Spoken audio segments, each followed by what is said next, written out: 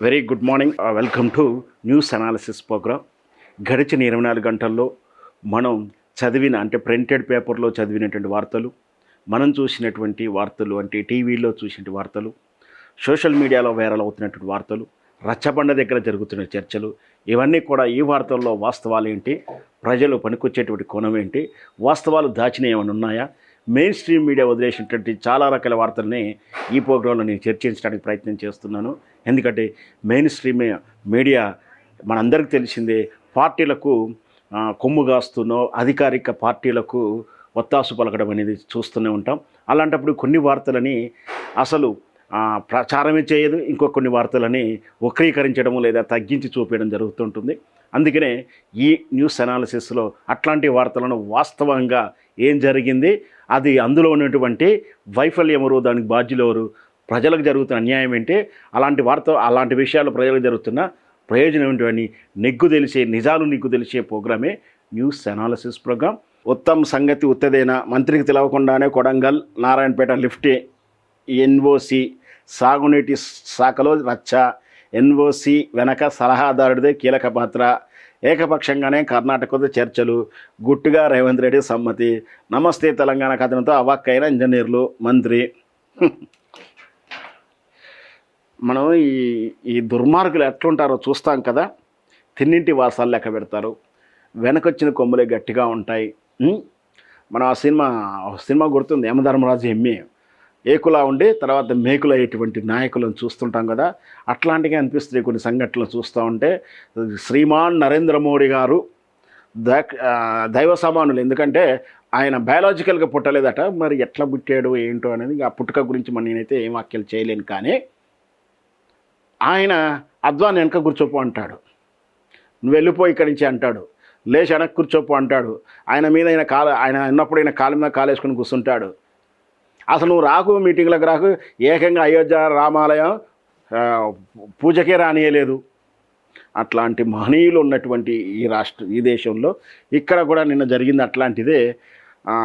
కర్ణాటకలో జరిగినటువంటి ఆ నీటి ఒప్పందాలు, నీటి సభలు, నీటి ప్రారంభోత్సవాలు, ఆ 3 రాష్ట్రాల వేదికల మీదనే బాబు మీరు ఒక్కసారి అట్లా పోయి దూరం కూర్చోపో అంటే ఆయన సార్ పాపం పక్కనే కూర్చోవాల్సినటువంటి వ్యక్తి పోయి ఎక్కడో దూరంగా కూర్చున్నాడు. మనం వీడియోలో సాక్షిగా చూసాం, స్పష్టంగా ఉత్తమ్ కుమార్ లేపేశాడు. మరి ఏం క్యాబినెట్ నడుస్తుందో, ఈ రాష్ట్రంలో ఏం జరుగుతుందో మా మహనీయులకు వాళ్ళకే తెలవాలి, చేతులెత్తి దండం కూడా పెట్టాలి. అసలు మంత్రులు వీళ్ళ షాడో మంత్రుల తెలుస్తూనే ఉంది. ఏ శాఖకి ఎవరి ఐడియాలజికల్గా పని నడవాలి, ఎవరు చేత పని నడవాలి, ఎవరు నిర్ణయం తీసుకోవాలి, చర్చలు ఎవరు చేయాలి, విధి విధానాలు ఎవరు నిర్ణయించాలి. గతంలో అయితే క్యాబినెట్లో కూర్చొని క్యాబినెట్ మంత్రి, క్యాబినెట్ సెక్రటరీ, ఐఏఎస్ చదివి ఇంటలెక్చువల్గా ఉన్నటువంటి ఒక ఐఏఎస్ ఆఫీసరు, లేదా ఇంకా ఐ క్యాడర్ గ్రూప్ 4, గ్రూప్ 1 వాళ్ళు ఎవరో ఒకరు, మంత్రికి ఒక పిఏ, ఇంకా దాని సలహా మండలి ఏదైనా ఉన్నా కూడా నాయన పుల్లో ఎవరున్నా వాళ్ళంతా కూర్చొని ఈ నిర్ణయాలు తీసుకొని ఈ జీవో తీస్తే ఏంటి, జీవో రాకుంటే ఏంది, పాత జీవోలు ఏంటి, కోర్టులు ఏమున్నాయి, కోడ్ ఏముంది అంటే ఏదైనా నిర్ణయం తీసుకున్నప్పుడు అంతకుముందు కోర్టు తీర్పులు ఏమైనా మనకు అడ్డం వస్తాయా, అసలు ప్రొసీజర్ ఏంటి అంటే ప్రోటోకాల్ ప్రొసీజర్స్ లాంటిది. అంటే ఏంటి, ఊరికైనా వచ్చేసిందని కాదు, ఎవరు అదే ప్రకటన ఎవరు చేయాలి, ఏ తేదీన చేయాలి, ఎట్లా కమిట్మెంట్ తేవాలి అంటే అమల్లోకి తేవాలి, ఇవంతా ప్రొసీడింగ్స్ ఉంటాయి.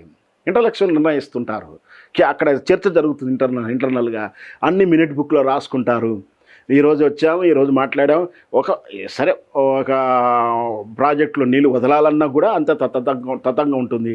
ఓ ప్రాజెక్ట్ రిపేర్ చేయాలన్నా ఉంటుంది, ఓ పథకం అమలు చేయాలన్నా, ఓ పథకం లేదు, ఒక గ్రామ పంచాయతీ బిల్డింగ్స్ రిపేర్ చేయాలనుకోండి, ఆ గ్రామ పంచాయతీ బిల్డింగ్లు ఎలా రిపేర్ చేయాలి, వానికి ఏ శాఖ నుంచి డబ్బులు వెళ్ళాలి, రోడ్లు వేయాలన్నా, నీటి పథకాలు వేయాలన్నా, ప్రతి దానికి ఒక ప్రొసీజర్స్ ఉంటాయి.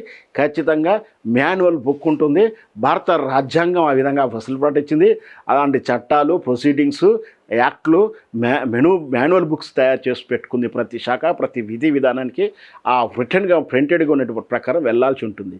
కానీ ఇక్కడ సదరు మంత్రికే తెలియదు యూనివర్సిటీ అంటే ఏంటిది, యూనివర్సిటీ అంటే నో అబ్జెక్షన్ అంతే. యూనివర్సిటీలు ఆయనకు తెలవకుండా ఇచ్చేస్తున్నారు. ఇదే కాదు, సినిమాటోగ్రఫీ శాఖ మనకు ఒక ఆయన ఉన్నాడు, ఆ శాఖ ఉందని కూడా ఆయనకు కూడా తెలుసో తెలియదు అంటుంది. ఆయన ఏ శాఖ మంత్రో తెలియదు, కానీ ఆయనకు బుక్క కారు ఉంటుంది, గన్మెన్ ఉంటుంది, ఇది చాలా అనుకుంటారు. ఆయన ఆ శాఖ ఎక్కడుందో ఆ శాఖ ఆఫీసు కూడా తెలుసో తెలియదు. ఏ సినిమాలు ఎప్పుడు రిలీజ్ అవుతున్నాయి, ఎవరికి అనుమతిస్తున్నాం, ఎవరికి అనుమతిస్తలేము, విధి విధానాలకు ఆ సందకాలు నాకు సంబంధం లేదని బహిరంగంగా చెప్పేసినటువంటి మహనీయుల మహత్యులు సినిమాటోగ్రఫీ మినిస్టరు.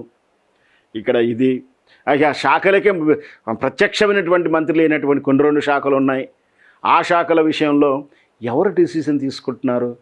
పోలీసు బాసులు కూడా వెళ్ళి ఒక మాఫియా దగ్గర, ఒక గుండా దగ్గర, ఒక థర్డ్ పార్టీ దగ్గర, ఒక రౌడీ షీటర్ దగ్గర ఫైరవులు చేసుకోవాల్సినటువంటి దయనీయమైనటువంటి పరిస్థితులు. ఇట్లా ఉంటే రాష్ట్రం ఎటువైపు వెళ్తుంది? మంత్రులు, ఇంటలెక్చువల్స్, జవాబుదారం ఉన్నటువంటి వీళ్ళని కాదని ఎవరో నిర్ణయిస్తే, ఎక్కడో నిర్ణయం జరిగిపోతే, ఎవరో తలుపులు పెట్టి నిర్ణయం చేస్తే అమలు చేసుకోవాల్సిన దౌర్భాగ్యమైన పరిస్థితులు. ఎవరి ప్రయోజనాల కోసం పనిచేస్తున్నాయి, ఎవరి లబ్ధి కోసం పనిచేస్తున్నాయి, ఎవరి లాభం చేకూర్చే యూనివర్సిటీలు తయారవుతున్నాయి, ఎవరి ప్రయోజనం డిపిఓలు తయారవుతున్నాయి, ఎవరి ఎంఈఓలు తయారవుతున్నాయో అందరికీ అర్థమవుతూ ఉన్నాయి. తెలంగాణ వాదులకు, తెలంగాణ పోరాటులకు కడుపు ఘోష రగిలిపోతూ ఉంది. తెలంగాణ ప్రజల అన్యాయం జరుగుతుంటే దగాపడిన తెలంగాణ నుంచి ఇప్పుడు తెలంగాణ అస్తిత్వానికే ప్రశ్నించాడు. తెలంగాణ మార్కుంటానికి వీల్లేదు, కేసీఆర్ ఫోటో ఉండడానికి వీల్లేదు, కేసీఆర్ పేరు ఉండడానికి వీల్లేదు. మీరు కేసీఆర్ పేరు తీసేసుకోండి, కేసీఆర్ ఫోటో తీసుకోండి, మాకు అభ్యంతరం లేదు. మీకు కేసీఆర్ మీద పగ ఉండొచ్చు, కేసీఆర్ మీద కక్ష ఉండొచ్చు, మీరేమైనా చేసుకోండి. కుట్రలు కుతంతరు అంతర్గా రాజ్యసభ అంతఃపురంలో మీరేమైనా చేయండి, మాకు సంబంధం లేదు, మాకు అక్కర్లేదు. మా తెలంగాణ తెచ్చిచ్చాడు, మాకు విశ్వాసం ఉంది, చాలు. కానీ నా రాష్ట్ర ప్రయోజనాలు, నా ప్రజల ప్రయోజనాలు, మా ఆత్మగౌరవాన్ని, మాదే ఆత్మగౌరవం, మీదైతే నేనైతే మీకున్నదని నేను చెప్పను. నాకైతే మిమ్మల్ని కలుపుకోండి నేను ఆత్మగౌరవం విషయంలో. మీకు ఆత్మగౌరవం ఉంటే ఎలాగో మీ తీరు ఎలాగో వేరేలా ఉంటుంది. మీకు ఆత్మగౌరవం లేదు, మీరు తెలంగాణ గౌరవాన్ని అసలు ఆత్మగౌరవం లేదు మీ దగ్గర.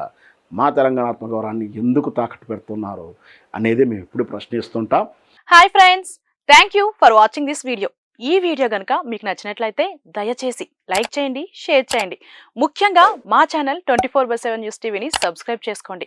ఆ తర్వాత మీ విలువైన అభిప్రాయాల్ని, మార్పులు, చేర్పులు, కావాల్సిన వీడియో ఏమన్నా ఉంటే మన వీడియో కింద కామెంట్ సెక్షన్లో కామెంట్ రూపంలో తెలియజేయండి. నమస్కారం, సాయిదంచిక మాట్లాడుతున్నాను. ప్లీజ్ సబ్స్క్రైబ్, షేర్, లైక్ చేయండి 24/7 టీవీ ఛానల్.